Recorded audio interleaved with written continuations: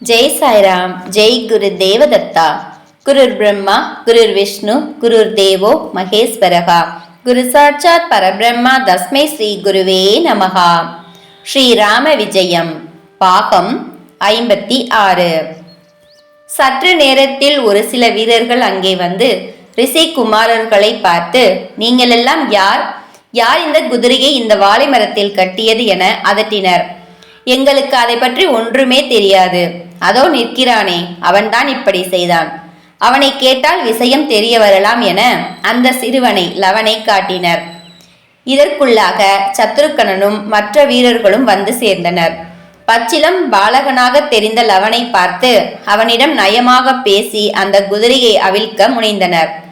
அப்போது உரத்த குரலில், நான் தான் இந்த குதிரையை கட்டி போட்டேன். இதோ நான் இங்கே உங்களுடன் போரிட தயாராக நிற்கிறேன்.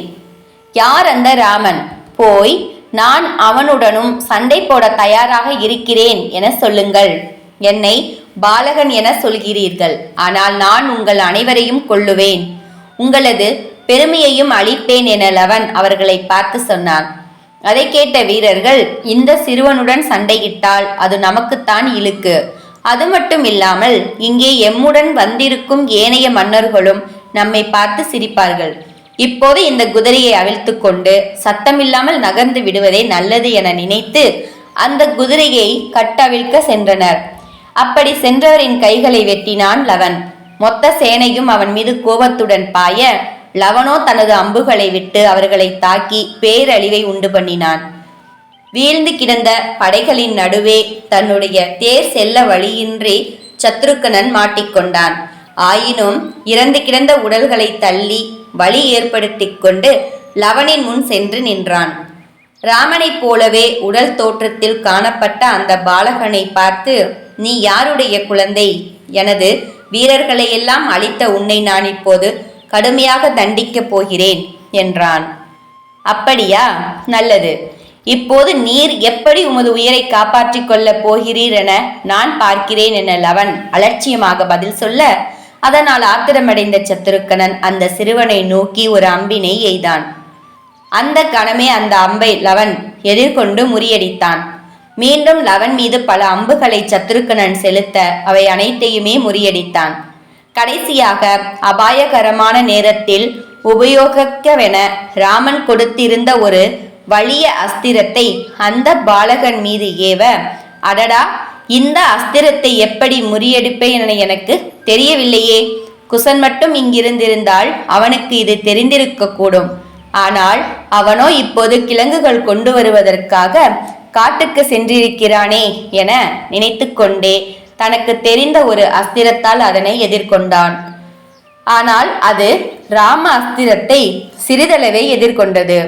சீறி வந்த அஸ்திரம் லவனை தாக்க லவன் மூர்ச்சையாகி கீழே விழுந்தான்.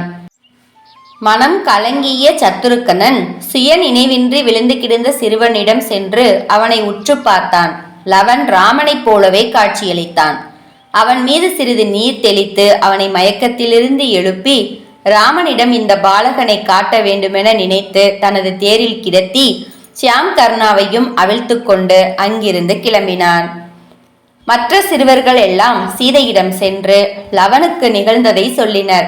அதை கேட்டதும் சீதை மயக்கமுற்றாள். சற்று நேரத்தில் கண்விழித்த சீதை, நான் தீனமானவள், துர்பாகியவதி. எந்த ஒரு இதயமற்ற பாவி என் மகனை கொண்டு போனான். என் மகனே, நீதான் எவ்வளவு மென்மையானவன். உனக்கு காயம் ஏதும் பட்டதோ? எதிரியின் அம்புகளால் கண்ணில் அடிபட்டதோ? என் பிள்ளைகள் மிகவும் சிறியவர்களாயிற்றே. கிழங்குகளை தின்று வாழும் அவர்களால் எப்படி வீரர்களோடு சண்டையிட முடியும்? ஒரு குழந்தையின் மீது அம்பெய்தவர்கள் சத்திரியர்களா? அதெப்படி எவருமே அந்த பாலகன் மீது கருணை கொள்ளவில்லை? யார் என்னுடைய செல்வத்தை கொண்டு போனது? குருடும் முடமுமான ஒரு அபலையின் கைத்தடியை பிடுங்கிக் கொண்டு போனவன் எவன்? எனது தந்தை வால்மீகி மட்டும் இப்போது இங்கிருந்திருந்தால் அவர் கண்டிப்பாக என் குழந்தையை மீட்டு வந்து கொடுத்திருப்பார். ஆனால் அவரோ பாதாள லோகத்துக்கு போயிருக்கிறார். குசனும் இங்கில்லாமல் காட்டுக்கு போயிருக்கிறான். இப்போது நான் என்ன செய்வது? யார் என் மகனை திரும்பவும் கொண்டு வருவார்கள் என பலவாறும் புலம்பி அழுதாள். இங்கு முடித்து அடுத்த பாகத்தில் தொடரலாம். ஜெய் சாய்ராம். ஜெய் குரு தேவதத்தா. ஜெய் ஸ்ரீராம்.